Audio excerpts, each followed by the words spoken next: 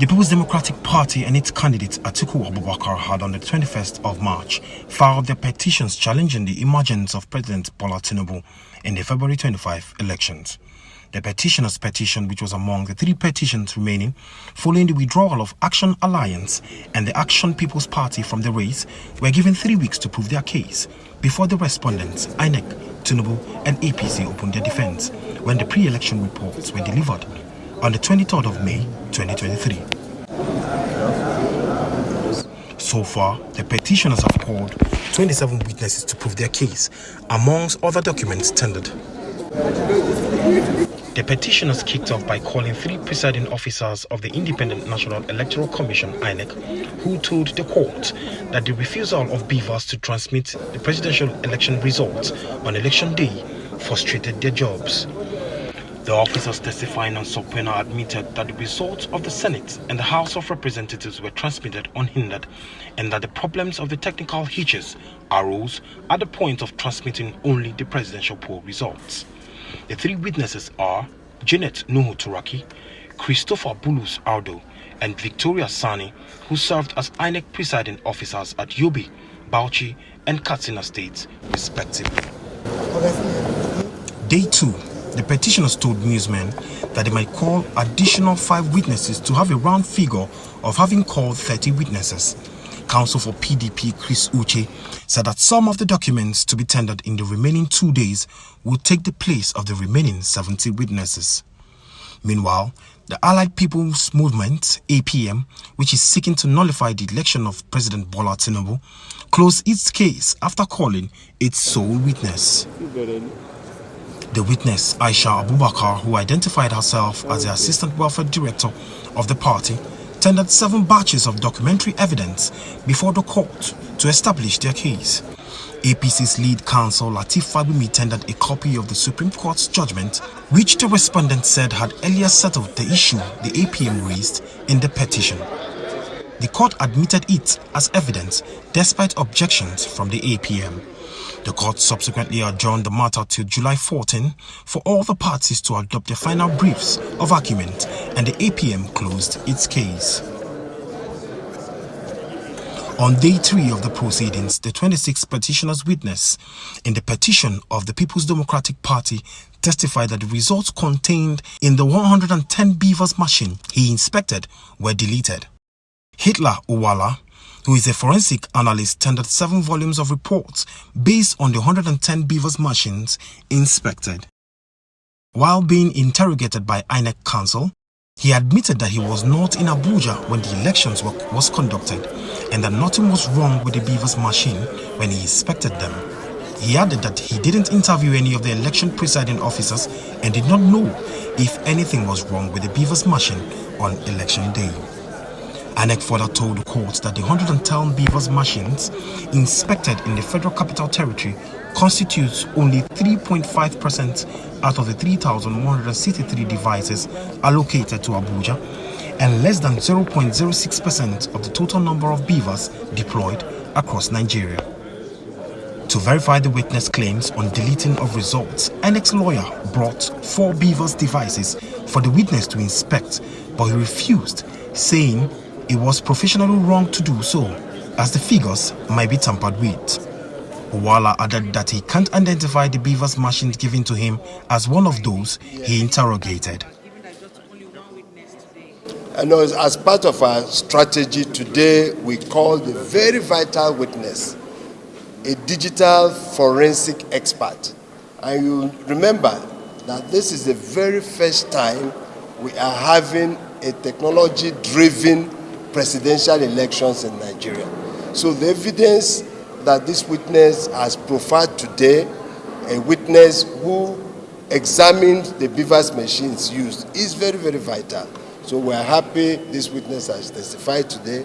Tomorrow we'll bring our remaining witnesses and we'll close our case. So by tomorrow we'll tell you the next thing. So we're expecting 3 witnesses tomorrow. We won't tell you that, but when we come here tomorrow. Thank you very much. Thank you. On the last day of proceedings, the 27th petitioner witness of the People's Democratic Party and its candidate Atiku Abubakar, Mike Enaroro Eba, who is a private legal practitioner, informed the Presidential Court about a United States judgment for criminal forfeiture of assets by President Bola Tinubu and a cover note authorizing it.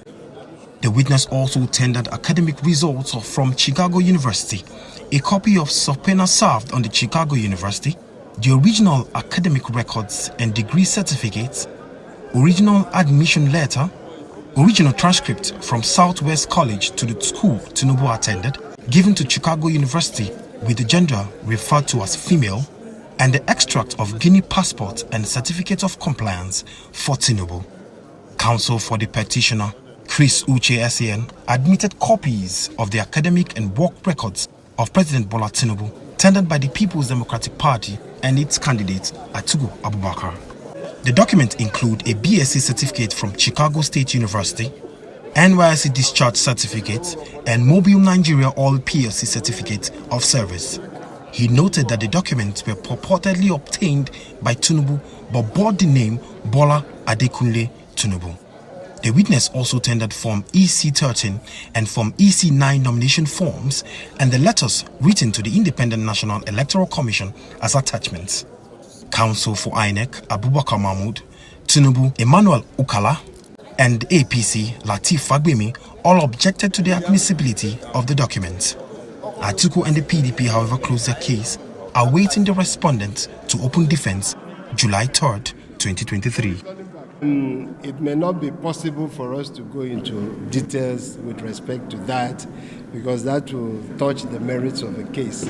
But suffice it to say that we fielded our last witness today, who, as you can see, tendered very, very critical documents pertaining to the qualifications of the second respondent, Bola Ahmed Tinubu, the academic qualifications, including the NYSC certificate, and then the conviction, the criminal forfeiture judgment from the U.S. as well as the Guinean passport. So all these documents were admitted by the court, and we were able to round off our case on that note, having called 27 witnesses.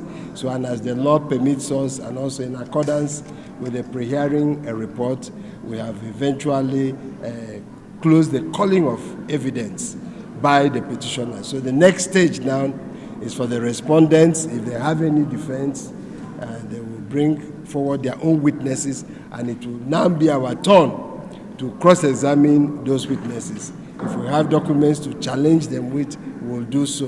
When they finish calling their witnesses, they too will close their case formally, and then the parties will now address the court on issues of law. That's why you see most of the times questions are asked, we say these are matters for address, because there are legal issues that at the end of the day will address the honorable court on. So we are very happy that this second stage will finish with the pre-hearing. Now we have concluded with the presentation of the petitioner's case, and we're very happy reviewing entirely what has been presented before the court. So we'll now wait to hear from the respondent, and when they finish, we all leave everything in the hands of the court. Thank you very much. Yes. The witnesses presented so far, particularly key witnesses. Yes. Their submission still, from an observer standpoint, yes. Their submission seems to be undoing the case of your clients.